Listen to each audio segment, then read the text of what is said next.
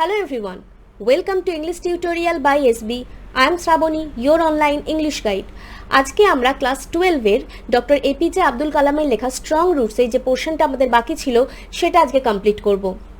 এর আগের সেশনে আমরা অলরেডি হাফ পোর্শন পর্যন্ত পড়েছি, বাংলায় পুরো মানেটা জেনেছিলাম এবং টাফ ওয়ার্ডসগুলোকে আইডেন্টিফাই করে সেগুলোর মানে জেনেছিলাম। আজকে ঠিক সেইভাবেই আমরা বাকি পোর্শনটাকে কমপ্লিট করব। So be ready with me, let's start the video. The high priest of Rameshwaram temple, Pakshi Lakshmana Shastri, was a very close friend of my father's. High priest, এখানে হাই মানে উঁচু না, এখানে হাই মানে হচ্ছে প্রধান, priest মানে হচ্ছে পুরোহিত। তাহলে রামেশ্বরম টেম্পলের প্রধান পুরোহিতের কথা এখানে বলা হচ্ছে। তাহলে এই সেন্টেন্সের মানেটা কি? রামেশ্বরম টেম্পলের প্রধান পুরোহিত পক্ষী লক্ষ্মণা শাস্ত্রী আমার বাবার খুব ঘনিষ্ঠ বন্ধু ছিলেন।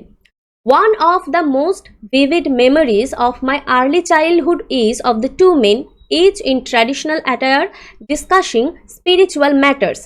One of the most vivid memories, vivid মানে হচ্ছে স্পষ্ট, early childhood মানে শৈশবের, ট্র্যাডিশনাল অ্যাটায়ার, অ্যাটায়ার মানে হচ্ছে বস্ত্র, ঠিক আছে? তাহলে সেন্টেন্সের মানেটা হচ্ছে আমার ছোটবেলার স্পষ্ট স্মৃতিগুলোর মধ্যে একটি হলো এই দুটো মানুষ, তারা নিজেদের ট্র্যাডিশনাল বস্ত্রে আছেন, ঐতিহ্যবাহী বস্ত্রে আছেন এবং স্পিরিচুয়াল ম্যাটার্স মানে আধ্যাত্মিক ব্যাপার নিয়ে আলোচনা করছেন।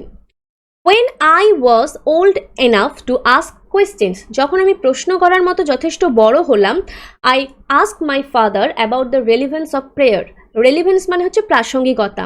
আমি আমার বাবাকে জিজ্ঞাসা করেছিলাম এই প্রার্থনার প্রাসঙ্গিকতা কি। My father told me there was nothing mysterious about prayer.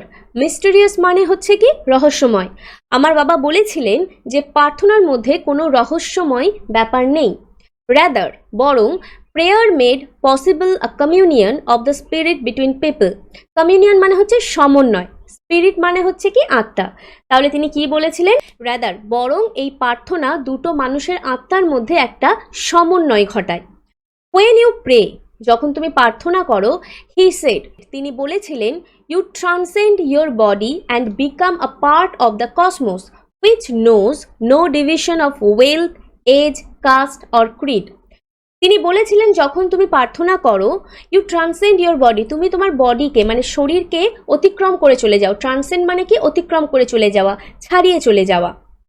And become a part of the Cosmos, Cosmos মানে হচ্ছে এই মহাজাগতিক এই বিশ্ব এবং এই মহাজাগতিক বিশ্বের একটা অঙ্গ হয়ে ওঠো। Which knows no division, division মানে হচ্ছে ভেদাভেদ, বিভাজন, যে জানে না কোনো সম্পদের বিভাজন, বয়সের বিভাজন, কাস্ট মানে হচ্ছে জাতির বিভাজন, অর ক্রিড, ক্রিড মানে হচ্ছে ধর্ম সম্প্রদায়ের বিভাজন। নেক্সট প্যারা, My father could convey complex spiritual concepts in very simple down to earth Tamil. Down to earth মানে হচ্ছে মাটির কাছে থাকা, কিন্তু এইখানে ডাউন টু আর্থ মানে হচ্ছে খুব সরল ভাষায়, খুব সিম্পল ওয়েতে। কনভে মানে হচ্ছে প্রকাশ করা, কমপ্লেক্স মানে জটিল। এই লাইনটার মানে হচ্ছে আমার বাবা খুব সহজ সরল তামিল ভাষায় জটিল আধ্যাত্মিক বিষয়গুলিকে প্রকাশ করতে পারতেন।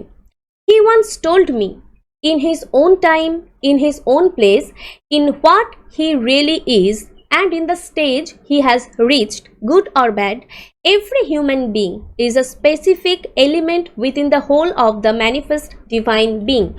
তাহলে তিনি একদা আমাকে বলেছিলেন যে প্রতিটা মানুষই তার নিজের জীবন দশায় মানে তার জীবনকালে তার নিজের জায়গায় সে যেই রকম and in the stage he has reached এবং যে পর্যায়ে পৌঁছায়, গুড অর ব্যাড, ভালো বা মন্দ, এভরি হিউম্যান বিং প্রতিটা মানুষই ইজ আ স্পেসিফিক এলিমেন্ট, একটা বিশেষ উপাদান, উইথিন মধ্যে, কার মধ্যে?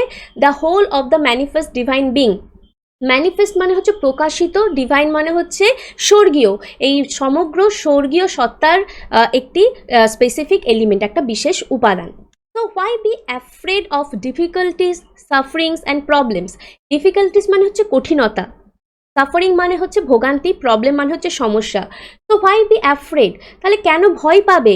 কিসের ওপর ভয়, কিসের জন্য ভয় পাবে? ডিফিকাল্টিস, কঠিনতা নিয়ে, জটিলতা নিয়ে, ভোগান্তি নিয়ে এবং সমস্যা নিয়ে। When troubles come, যখন সমস্যা আসে, try to understand the relevance of your suffering.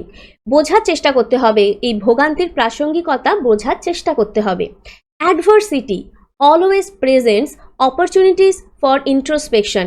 Adversity মানে হচ্ছে বিপদ, ঠিক আছে, আর ইন্ট্রোস্পেকশন মানে হচ্ছে অন্তর্দর্শন। তাহলে বিপদ সবসময় সুযোগ নিয়ে আসে অন্তর্দর্শনের। Next para, why don't you say this to the people who come to you for help and advice? I asked my father.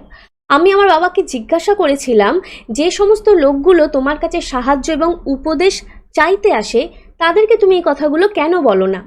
He put his hands on my shoulders. তিনি তার হাত আমার কাঁধের ওপর রাখতেন and looked straight into my eyes. এবং একদম আমার চোখের দিকে তাকাতেন। For quite some time he said nothing. কিছুক্ষণের জন্য তিনি কোনো কথা বলতেন না। As if, যেন he was judging my capacity to comprehend his words. তিনি বিচার করতেন বা যাচাই করতেন যে তার কথাগুলো বোঝার ক্ষমতা আমার আছে কি না। Then he answered in a low deep voice.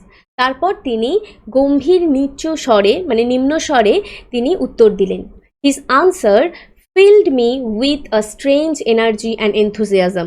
Strange মানে হচ্ছে অদ্ভুত, আর enthusiasm মানে হচ্ছে এখানে উৎসাহ।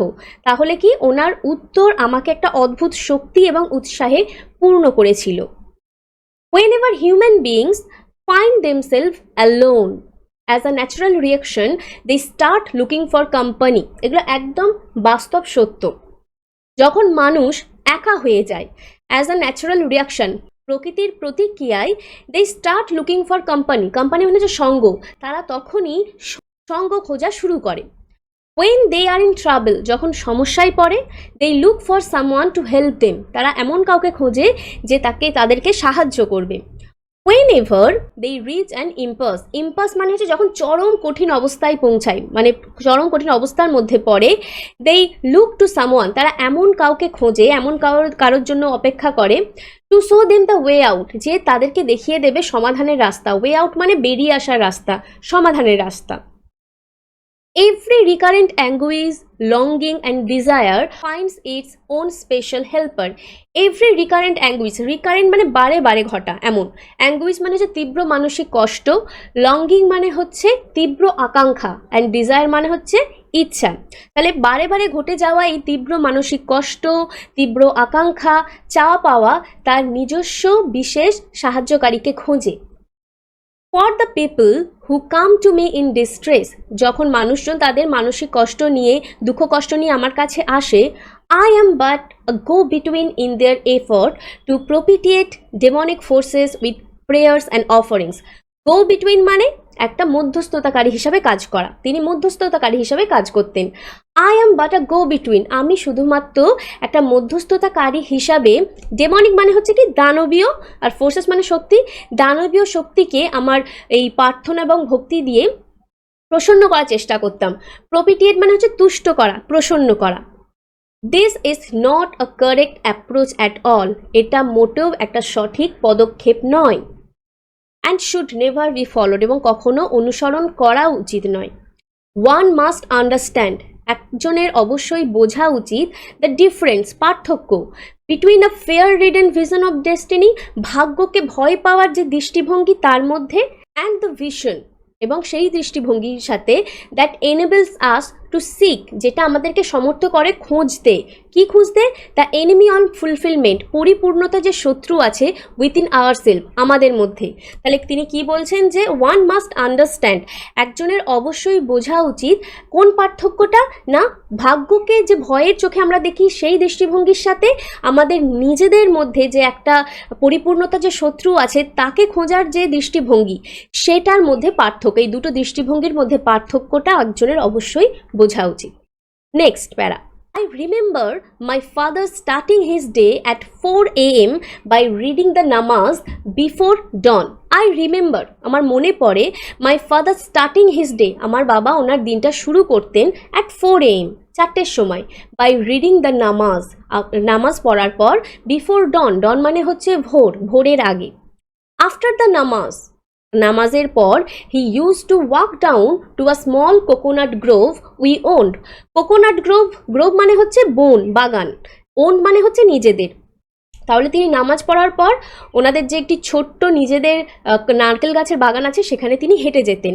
About 4 miles from our home, আমাদের বাড়ি থেকে যেটা কত মাইল দূরে ছিল? 4 mile. He would return with about a dozen coconuts tied together, thrown over his shoulder, and only then would he have his breakfast. তিনি বাড়ি আসতেন প্রায় 1 ডজন কোকোনাট নিয়ে, যেটা বাঁধা থাকতো এবং কাঁধের ওপর ফেলা থাকতো, এবং তারপরেই তিনি তার ব্রেকফাস্ট নিতেন, সকালের খাবার খেতেন। This remained his routine even when he was in his late 60s. Late 60s মানে হচ্ছে 60 বছর পরেও। তাহলে এই রুটিনটাই ছিল, রিমেন মানে রয়ে গিয়েছিল, এই রুটিনটাই রয়ে গিয়েছিল এমনকি ওনার 60 বছর বয়স হয়ে যাবার পরেও তিনি ওই রুটিনটাই ফলো করে চলতেন।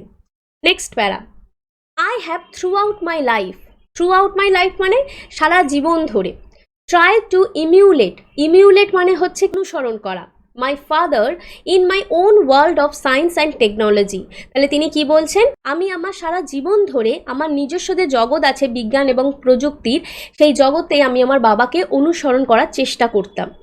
I have endeavored to understand the fundamental truths revealed to me by my father. Fundamental মানে হচ্ছে মৌলিক, আর ট্রুথ মানে হচ্ছে কি সত্য, রিভিল মানে প্রকাশ করা। তাহলে আমি চেষ্টা করতাম বোঝার যে মৌলিক সত্য আমার বাবা আমার কাছে প্রকাশ করেছিলেন, সেই মৌলিক সত্যকে বোঝার আমি চেষ্টা করতাম। And feel convinced that there exist a divine power that can lift one up from confusion, misery, melancholy and failure. এবং আমি বিশ্বাস করতাম, আই ফিল কনভিন্স মানে আমি বিশ্বাস করতাম, that there exist a divine power, exist মানে কি উপস্থিতি, একটা দৈবীয় শক্তি যে আছে সেটা আমি বিশ্বাস করতাম, যেটা একটা মানুষকে তার কনফিউশন মানে বিশৃঙ্খলা থেকে, মিজারি মানে দুর্দশা থেকে, মেলাঙ্কলি বিষণ্ণতা থেকে, এবং ফেলিয়ার মানে হচ্ছে ব্যর্থতা, তাকে এই সব জটিলতা থেকে তুলতে পারবে। And guide one to one's true place, এবং একজনকে গাইড করে তার সঠিক জায়গায় তাকে নিয়ে যেতে পারবে। গাইড করা মানে সঠিক পথ দেখিয়ে নিয়ে যাওয়া। And once an individual severs his emotional and physical bond, এবং একদা কেউ যদি তার এই ইমোশনাল অ্যান্ড ফিজিক্যাল বন্ড মানে মানসিক এবং শারীরিক এই যে বন্ধন, এটাকে বিচ্ছিন্ন করতে পারে, সেভার মানে হচ্ছে বিচ্ছিন্ন করা।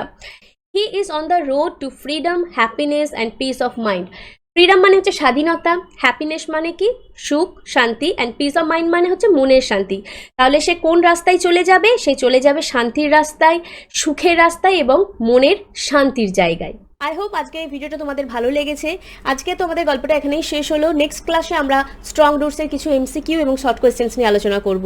সো ভিডিওটা ভালো লাগলে অবশ্যই লাইক করবে, কমেন্ট করে জানাবে আমাকে, এবং শেয়ার করবে বন্ধুদের সাথে, রেকমেন্ড করবে আমাদের চ্যানেলটিকে সাবস্ক্রাইব করার জন্য। And if you are new to my channel and if you like this video, please subscribe our channel and also click the bell icon to get all updates of our upcoming videos. So that's all. Thank you for watching. See you in our next video. Till then, keep practicing and keep learning.